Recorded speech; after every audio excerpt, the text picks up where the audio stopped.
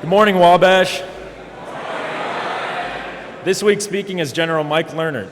General Mike Lehnert was commissioned in 1973 as a combat engineer and has participated in combat operations in Panama, Kuwait, and Iraq. Here with his talk titled, "The Choices You Will Make," General Mike Lehnert.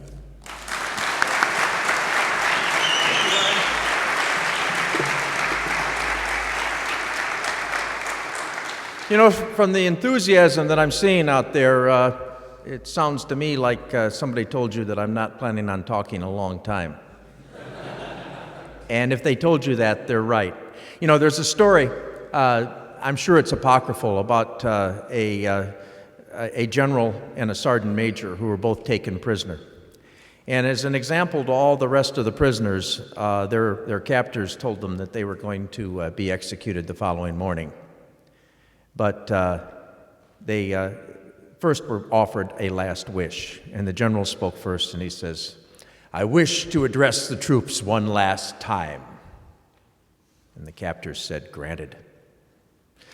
And then they went to the sergeant major and said, "And what is your last wish, Sergeant Major?" And he said, "Shoot me before the general speaks." You don't get that option. But let me just tell you this. I got to thinking about what to talk to you about, and I began to think back to when I was your age, and it is probably, and you're saying, my God, was he ever, how old is that man? And when was that? And when I was in the university, if somebody had told me that I was going to be part of so many different historical events of our time, I would have questioned their sanity. My objective at that time was to graduate, probably not much unlike yours. But what I didn't recognize at that time is that I was on the cusp of making some very significant decisions. Some of them I made rationally and with due deliberation, and sometimes I just became very, very lucky.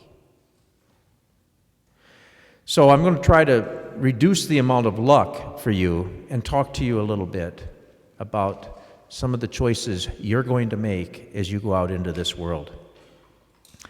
Ryan talked about some of the things that I had to deal with, and they started relatively early. Some of them that we didn't talk about, when U.S. recognized the Philippine government's right to share the U.S. bases at Clark Air Base and Subic Bay Naval Base. One of the jobs that I had was as a captain, 27 years old. Captain Lehnert, sort this out with the Filipino government. Whoa. We talked about the Cuban and Haitian migrant crisis of 1995 when I was sent down there to run the migrant camps. And I told them, I told my soldiers and Marines, make them want to be like us. Make them want to be like us. And I guess we were successful because when I went into Iraq, 7 of those same Cuban migrants were now United States Marines with me. And the first Marine I lost in combat, and you always remember the first one you lose in combat. You never forget any of them, but I remember Armando Gonzalez. He was 14 years old when he was in the Cuban migrant camps. He was an orphan. He got into a leaky boat. He tried to make it to the United States. The Coast Guard caught him before he got there, and he was locked up in Guantanamo for a year before he was granted legal entry into the United States. And because we treated him decently and because we provided an example, Armando decided to be a United States Marine. And 200 miles into Iraq, he was killed in a desert. And he left behind a wife who was 5 months pregnant. And little Amanda Gonzalez was born 4 months later. And when I became the Chief of Staff of the U.S. Southern Command, and Governor Jeb Bush came down and said, "Is there anything that we can do for the sons and daughters of those service members who have given their life, who are Florida citizens?" I said, "You've got a prepaid scholarship program, don't you, Governor? Isn't there some eraser dust? Can't you give them an education?" And he said, "I will," and he did. By the way, this is not a political thing for Governor Bush. It's just telling a story. I am officially apolitical. And Ryan talked about some of the decisions that I had to make. I'm going to talk to you a little bit more about some of them, but, the tasks that I was given required tough decisions. Many of those decisions weren't just legal. Doing the legal thing is generally fairly easy, although if you start looking at the press and some of the people sometimes can't even make that bar, I begin to wonder. But you generally have lawyers to tell you what is the legal thing to do. Lawyer's job, and some of you will go into the law, is not necessarily to tell you what is the ethical thing. And they aren't always the same thing. Let me give you another way to look at it. The legal is the floor for our behavior. If you go below that floor, you're probably going to go to jail. Ethics are the ceiling. There are aspirational goals. Let me give you another way to consider it. By German government standards in 1943, was the extermination of Jews legal? By German, I'm not talking about international law. I'm just talking about the German government. The answer is, yes, it was. And if you failed to comply with the government's directives, you ran a significant personal risk. Was exterminating Jews moral or ethical? And if you have to think about that question very long, well, you probably shouldn't be in this particular building right now. I hope you don't have problems answering that question. So many of you are on the cusp of going out into the world, and the choices you've already made brought you to Wabash College and pointed you in the direction you are going today. But the arc, your future arc, is yet unknown and will depend upon the choices that you make from this day forward. Now, I have two sons. Both of them are PhDs now. Both of them are academics. Neither of them was smart enough to go into the Marine Corps. They're good young men. I started talking to them about drugs and sex by the time they were in the 4th grade. And I didn't tell them if somebody offers you drugs. I said when somebody offers you drugs. It will happen. Decide now how you are going to respond. Don't decide at that party or in that moment and make up your mind then, because by that time, it's too late. By the time my boys were 4, they were pretty good problem identifiers, but I didn't want to raise problem identifiers. By the time they were 7, they were all on the way to becoming problem solvers. One of the things I really like about Wabash College is your gentleman's rule. I'm not going to embarrass anybody in this group because I'm certain that every one of you knows what it is. I think it's a pretty darn good rule. Because you know what it does? It cuts to the heart of the issue of character. How do you measure a man, or a woman for that matter? We've got some ladies in the group, thank goodness. How much money you make? How many medals, if you're in the military, you wear on your chest? How hot is the date you bring to the party? Is that a measurement? You know, the sad thing is that character is seldom visible. But ultimately, it's the most important measure of a man or a woman. So here's my question for you. The first time when you're out in that cold, cruel world, and by the way, the ethical standards of the world outside of Wabash College are not the same as they are here. So I'm going to tell you the same thing that I told my sons. When somebody asks you to cheat, or lie, or act inconsistent with the gentleman's rule, how are you going to respond? And let me just quickly tell you a story. I was sent on recruiting duty in the 1980s.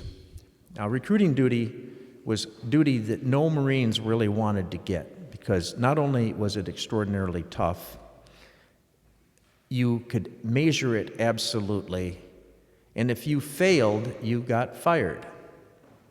If you didn't put the right number of people into the Marine Corps, you were relieved. And believe me, when you're relieved off of recruiting duty, your career arc is terminated. Also, if you cheated out there, you were relieved.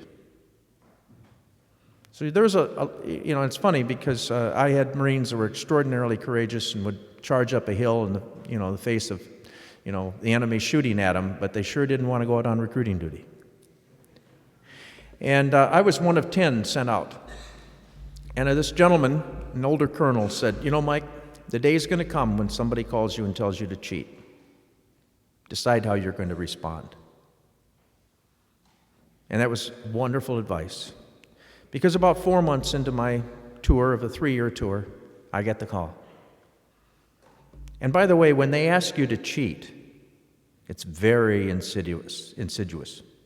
It's not, hey, how about cheating for me, huh? How about lying? How about breaking the law?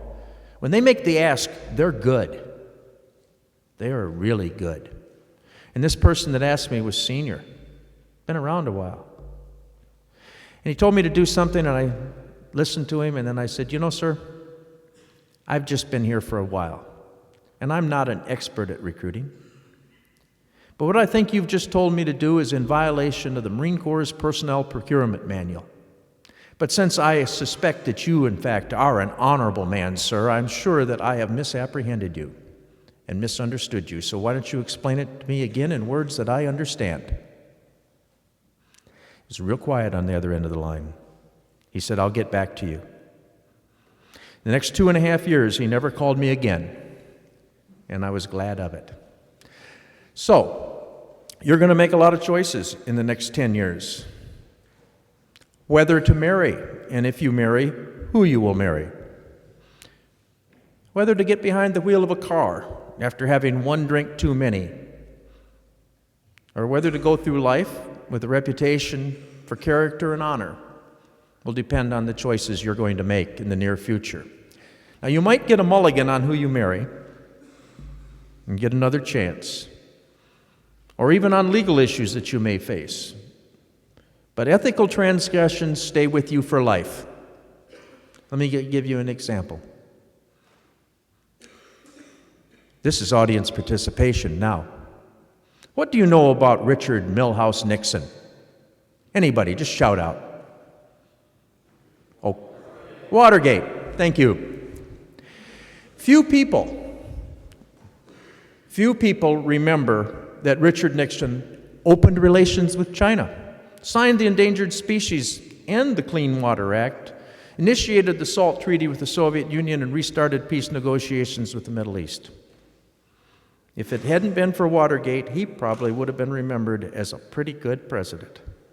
Instead, he's remembered for his ethical transgressions, and I would say almost solely in your generation for his ethical transgressions.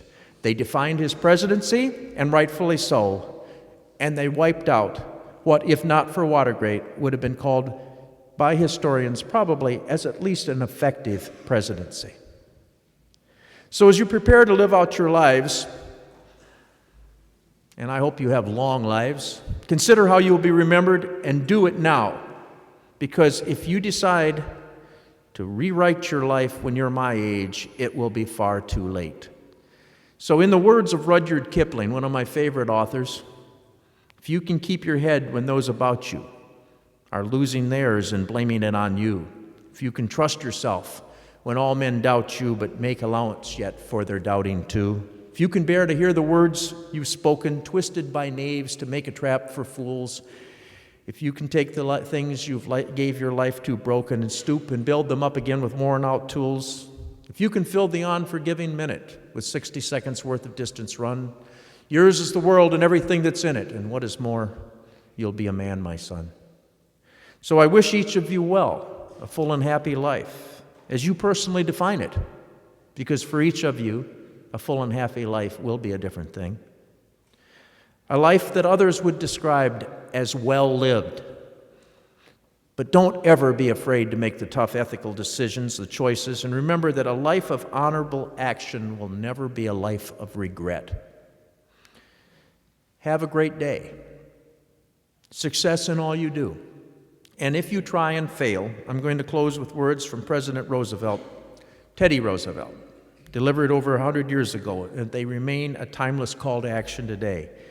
It is not the critic who counts, not the man who points out how the strong man stumbles, or where the doer of deeds could have done them better. The credit belongs to the man who is actually in the arena, whose face is marred by dust and sweat and blood, who strives valiantly and who errs, who comes short again and again.